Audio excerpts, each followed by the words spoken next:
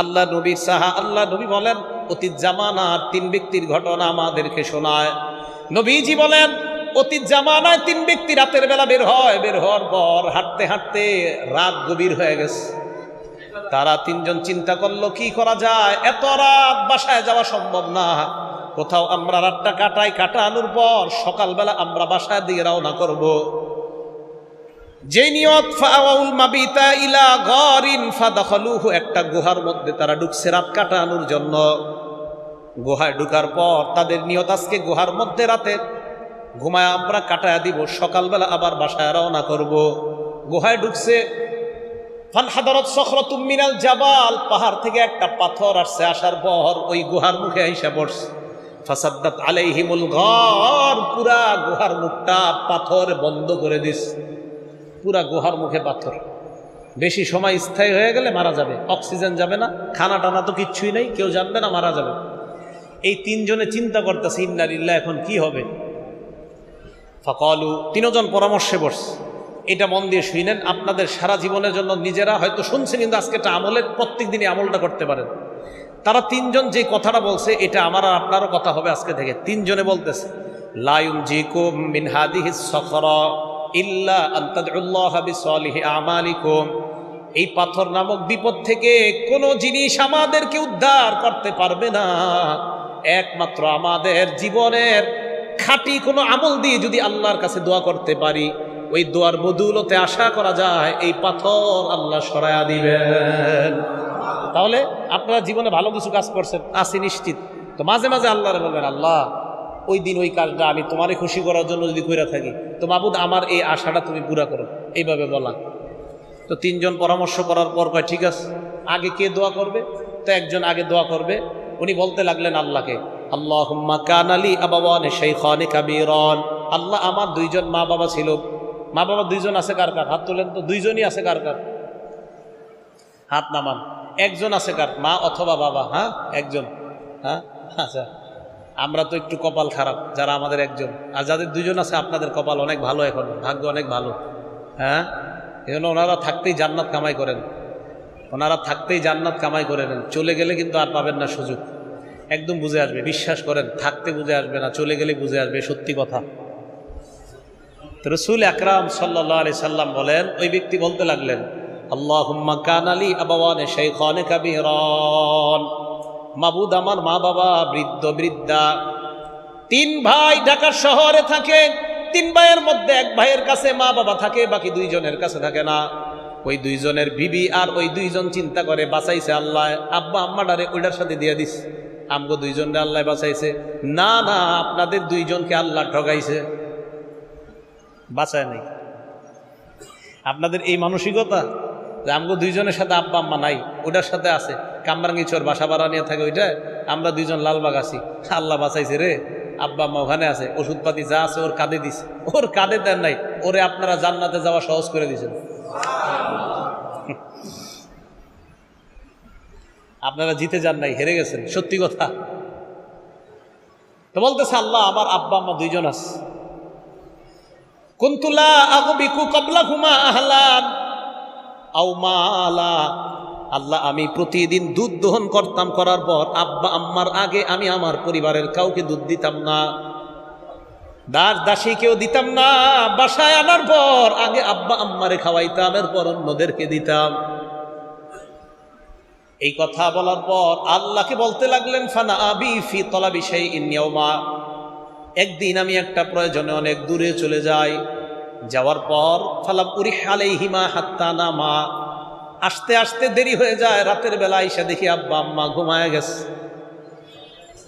আমি দুধ দহন করলাম, হালাবতুলাহুমা গবুকহুমা, মা বাবার জন্য দুধ দহন করার পর তাদের কাছে আসলাম, ওয়াজাদতুহুমা নাইমাইন, আসার পর দেখলাম তারা ঘুমায়। কারিহতু আন আগবিকা ক্বাবলাহুমা আহলান আও মালা, আমি আমার আব্বা আম্মার পূর্বে পরিবারের কাউকে দুধ দেওয়াটা অপছন্দ করলাম। আমি চিন্তা করলাম কি করা যায়, ফালাবিস্তু ওয়াল কদাহ আলা ইয়াদাইয়া আনতাজিরু ইস্তিকাজিহিমা, আমি সারা রাত মা বাবার সামনে দাঁড়ায় রইলাম, জাগ্রত হওয়ার অপেক্ষায় দুধের পেয়ালা আমার হাতের মধ্যে রাখলাম, দুই হাতের মধ্যে পেয়ালা নিয়ে আমি দাঁড়িয়ে রইলাম।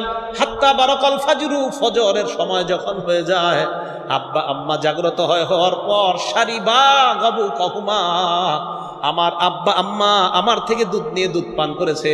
মাবুদ, সারা রাত মা বাবার জন্য দাঁড়ায় ছিলাম। ইন কুনতু ফাআলতু যালিকা ইবতিগা ওয়াজহিক, আমি যদি এই কর্মটা তোমাকে খুশি করার জন্য করে থাকি আল্লাহ, ফাফাররিজ আন্না মিন হাযিহি সখরাতি মা নাহনু ফি, আমাদের এই গুহার মুখ থেকে তুমি পাথর সরায়া দাও। আল্লাহ নবী বলেন, এই দোয়া করার সাথে সাথে তিনজন গুহার মুখের দিকে তাকায়, তাকায় দেখে আস্তে আস্তে গুহার মুখ থেকে পাথরটা সরে যায়।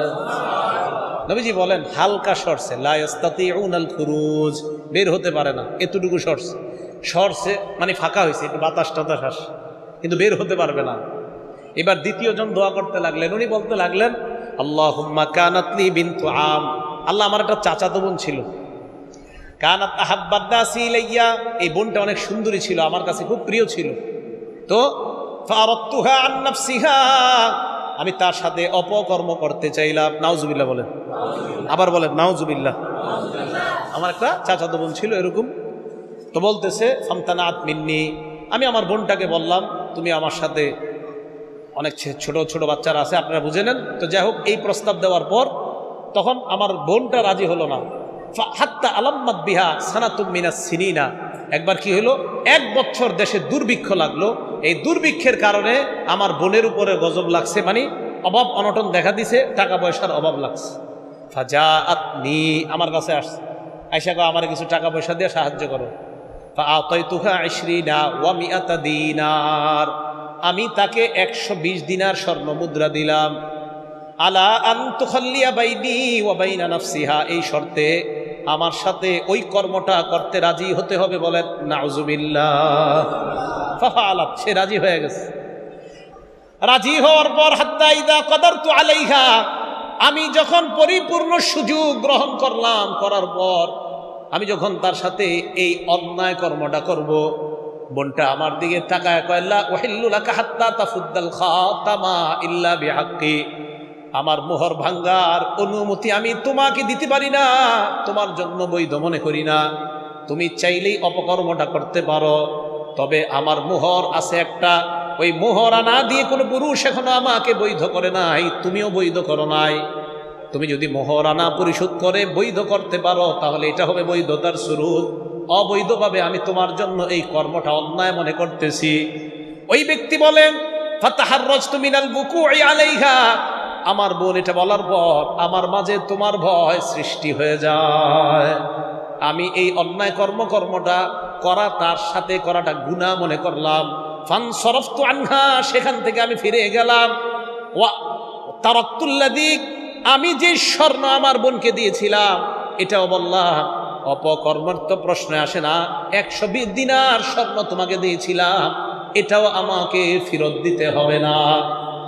আল্লাহ, আমি যদি তোমাকে খুশি করার জন্য সেদিন এই অন্যায় কর্ম থেকে ফিরে আসি আর এই টাকাগুলা মাফ করে দিছি, মাবুদ যদি তোমাকে খুশি করার জন্য হয়ে থাকে, আমাদের এই গুহার মুখ থেকে তুমি পাথর সরায়া দাও। নবীজি বলেন তারা তাকায় দেখে আস্তে আস্তে পাথরটা আর একটু সরে যায়, গায়রা আন্নাহুম লা ইস্তাতিউনাল খুরুজ, তবে বের হওয়ার মতো এখনো সরে না। সরছে, বাকি আছে কয়জন? এই একজন কয় আল্লাহুম্মা ইন্নী ইস্তাজারতু উজারা, আল্লাহ আমি শ্রমিক নিয়োগ দিয়েছিলাম কাজে, ফাআতাইতু আজরাহু, শ্রমিকদেরকে তাদের পারিশ্রমিক দিয়ে দিয়েছি, গায়রা রাজুলিন ওয়াহিদ, একজন ছাড়া। এক ব্যক্তি তার পারিশ্রমিক না গিয়ে চলে গেছে, হাদিসে আসছে ওয়াতারাকাল্লাযী লাহু ওয়া যাহাবা, তার পারিশ্রমিক না নিয়ে সে চলে গেছে। আমি চিন্তা করলাম কি করা যায়, ফাসাম্মারতু আজরাহ, আমি তার পারিশ্রমিকটা ব্যবসায় খাটাইলাম। সুবহানাল্লাহ। এই যুগের গার্মেন্টস মালিকরা এটা করবে? আল্লাহ জানে, হয়তো করবে, আছে, ভালো মালিক থাকতেও পারে। আমি তার টাকাটা ব্যবসা খাটাইলাম, খাটানোর পর ফাকাসুরাত মিনহুল আমওয়াল, প্রচুর সম্পদ হয়েছে এই টাকায়। ফাজা আনি বাদা হিনিন, কিছুদিন পর আমার কাছে আসছে, আসার পর কয় আদ্দি ইলাইয়া আজরি, আমার পারিশ্রমিক দাও। আমি তাকে মাঠের কাছে নিয়ে গেলাম, নিয়ে যাওয়ার পর মাঠের দিকে তাকে বললাম তুমি মাঠের দিকে তাকাও, তো মাঠে তাকাইছে। তাকানোর পর দেখে ওট, গরু, ছাগল, বেড়া, বকরি, দুম্বা, অনেক কিছু দেখা যায়, আর ওই জামানায় দাস দাসী এগুলাও দেখা যায়। ওই ব্যক্তি কয় আমাকে এইখানে কেন আনলা?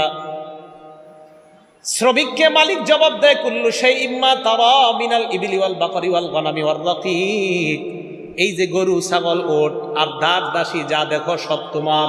সুবহানাল্লাহ। এখন কথাটা শোনেন, হাদিসের কথা। ওই লোক কয় কি, আতাস্তাহজিউ বি, আপনি কি আমার সাথে উপহাস করেন, ঠাট্টা করেন নাকি? ওই লোক জবাব দেয় ওয়াল্লাহি লা আস্তাহজিউ বিকা, আল্লাহর কসম আমি ঠাট্টা করছি না, সব তোমার। মাবুদ আমি এই কর্মটা সেদিন তোমাকে খুশি করার জন্য যদি করে থাকি, লোকটাকে সব আমি দিয়ে দিলাম। এই লোকটাও সব রেখে একটা কিছু রাখে নাই, সব নিয়ে গেছে। আমি যদি এই আমলটা তোমার জন্য করে থাকি, তুমি পাথরের এই পাহাড়ের মুখ থেকে পাথর সরায়া দাও।